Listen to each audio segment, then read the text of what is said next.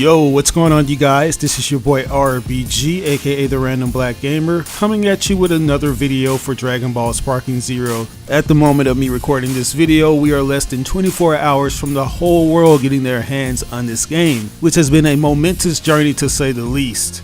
This is something that die-hard fans of the Sparking series have been asking for almost 2 decades now, and to finally have that feels like a fever dream. And this is the main argument that I was trying to make in regards to that video that I had for Gameology. Yes, I'm actually going to use this video to piggyback off of my previous one because a lot of things have happened since I uploaded that video, which quite honestly left me a little conflicted and vexed over this situation revolving Gameology choosing to take the video down, as well as the argument that I kickstarted in my comments section, which left me wondering if I actually got my point across to you guys. Now with that said, if you guys were expecting me to celebrate Gameology pulling the kill shot on their own video, then I hate to inform you that I'm not really here to do that. While I will say that the video felt like a lukewarm fart on a cold toilet seat, I felt obligated to respond to the things that they had to say because they're a large channel, and channels of that stature can have a major influence over the audience that they're targeting, which can be a very bad thing when they're spewing out erroneous information.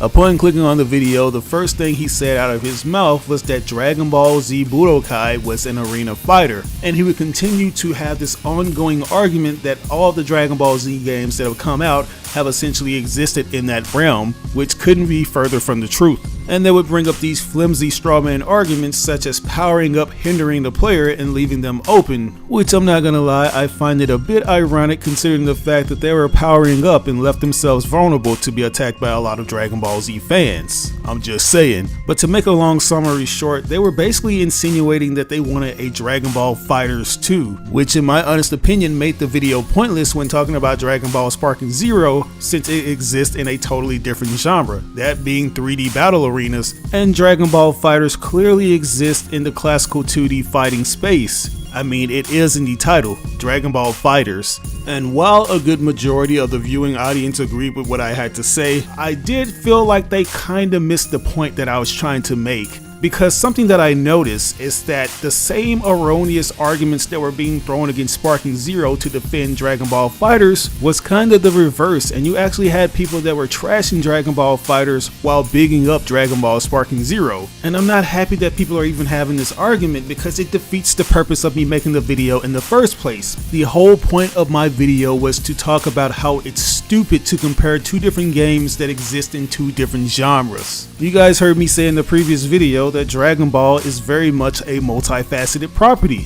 It can be made into any kind of video game that a developer wants to make it into, which includes adventure, action, beat 'em ups, strategy games, RPGs, the list goes on and on. Each genre is significantly different than the next, and it doesn't really make sense to compare them unless they exist within that same spectrum. And I'll continue to say this until I'm purple in the face, but it's important to know what you're getting into, because you could easily save yourself the time and the embarrassment if you actually jump into the lane which you want to play these games in. If you want a 2D fighter, then you will go for something like FighterZ. Or if you want something that actually makes you feel like you're in an episode of Dragon Ball Z which pertains to 3D elements, then you'll go for Dragon Ball Sparking Zero. Like, this reminds me of the time Dragon Ball FighterZ was released to the general public and a lot of fans were split right down the middle. On one side you had DBZ fans who just so happened to be a part of the FGC, or the fighting game community. Upon getting the reveal for this game, they were salivating at the bits to play it, and once they did, they really enjoyed it, and they ended up propelling the game to EVO, which is considered the end-all be-all of fighting game tournaments. But on the flip side, you had those Dragon Ball Z fans who were disappointed because they were getting their faces caved in by these competitive players, not to mention that this title didn't necessarily boast the things that they loved about stuff like Dragon Ball Z Budokai Tenkaichi 3. While Arc System Works absolutely nailed their presentation and the overall essence of Dragon Ball Z and FighterZ, they didn't necessarily bring other things to the table, such as the robust roster we're accustomed to with the Sparking series. which left many longtime fans of DBZ very disappointed and made them drop the game. And one of the things that I forgot to point out in my previous video is that when it comes to these Dragon Ball Z games, there's always going to be this catch-22 in regards to what the developers can and cannot put into their games. For example, right, when it comes to the process of developing a classic 2D fighter, it's absolutely imperative that you take balance into account, because the competitive fighting game scene isn't going to accept a busted up game where anybody can cheese their way up the rankings. It absolutely has to be an even playing field so everybody can stand a chance to win with anyone that they play with. And when it comes to applying that philosophy with Dragon Ball Z, it can be a very tumultuous and complicating endeavor for the developers. Because as you're aware, Dragon Ball Z is a series that boasts a lot of powerful characters. And the Dragon Ball Z fans at large want to see that power scaling properly represented. And if you're wondering why Dragon Ball FighterZ has a small roster compared to the vast one that we got in the Sparking/Tenkaichi series, it's that one.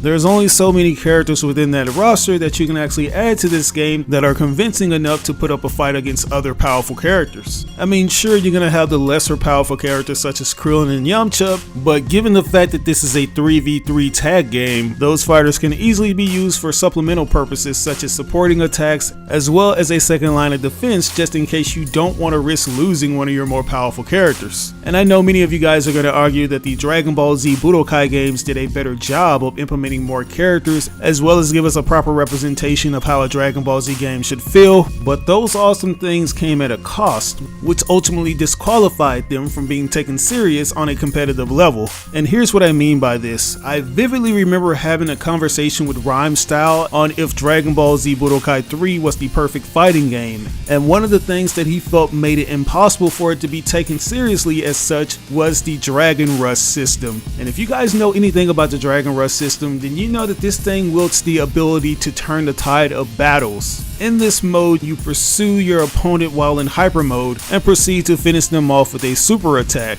But in order to complete this entire sequence, you must choose a button that's different from your opponent 3 times, or your opponent can disrupt that move. And while I felt like this is a very genius thing to include to make me feel like I am a Dragon Ball Z character, it actually hurt the performance of the game, because if you just so happen to be a person that's about to win, but your opponent was lucky enough to get you in that Dragon Rush mode, they could turn the tide of battle and steal the victory from under your feet. And stuff like that is a huge no-no in the fighting game community. This is why you would notice in later games such as Dragon Ball Z Infinite World that the developers over at Dimps, who may I add also developed Street Fighter, would strip out that specific mechanic, because not only does it force the person on the receiving end to play the game of chance, it can also prove to be disruptive.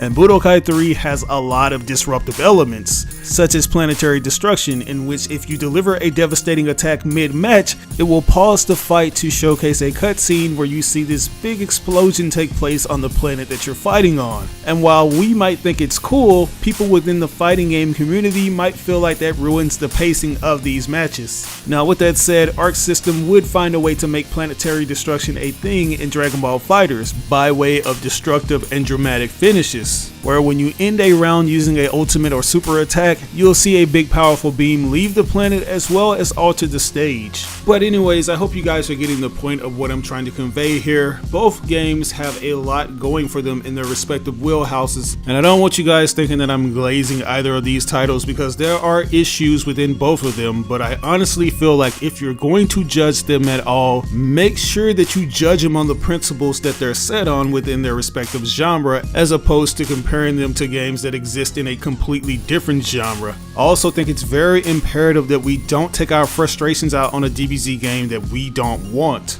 Like, I honestly believe that's why Gameology made their video about Sparking Zero in the first place. They softly said it without saying it, but they did not want a 3D Battle Arena DBZ title. They wanted a classical 2D fighter game. They wanted Dragon Ball FighterZ 2. And while Bandai Namco is the sole distributor of these Dragon Ball Z video games, the design philosophy and overall presentation of those titles is going to hinge on the development teams that are attached to them. Like for example, if you were to tell me that Arc System Works was working on an undisclosed title under Bandai Namco, I would instantly know that they're working on a fighting game, because that's the thing that they specialize in making, 2D fighters. The same can be said for Spike Chunsoft. They're known for making these 3D battle arena games, which some of them have been complete duds. Like, I don't even want to remind you guys about Jump Force, even though I just did. But this seems like a return to true form for them. They're actually taking it back to the basics with the Sparking series, which once again, I want to stress that it's not a perfect game, nor do I expect it to be. It just does what it needs to do. I also don't expect journalists to ever understand the Tenkaichi/Sparking series, since there have been others that have surfaced who've actually gotten their hands on the title and they're still complaining about the things that the game was actually made for,